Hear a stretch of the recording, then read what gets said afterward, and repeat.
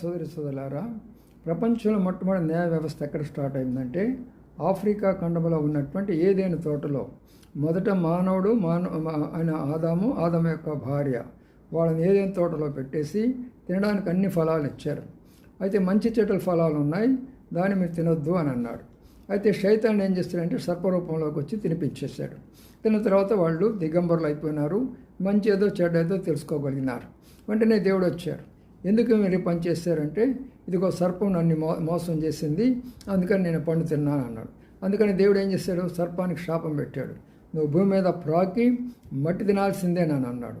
అది వాస్తవం కదా. ఈరోజు సర్పం భూమి మీద ప్రాగుతూనే ఉంది, మట్టి తింటుంది. స్త్రీకి ఏం చెప్పాడు, నీ గర్భవేదన ఇచ్చిస్తానన్నాడు. ఈరోజు గర్భవేదన స్త్రీకి లేదా? బైబిల్ వాస్తవం కదా. పురుషుడికి ఏమన్నాడు, చెమట ఓరిస్తే కానీ నువ్వు బ్రతకలేవని అన్నాడు. ఈరోజు చెమట ఓరిస్తేనే మనం బ్రతుకుతూ ఉంటున్నాం. బైబిల్ సత్యమైన విషయము.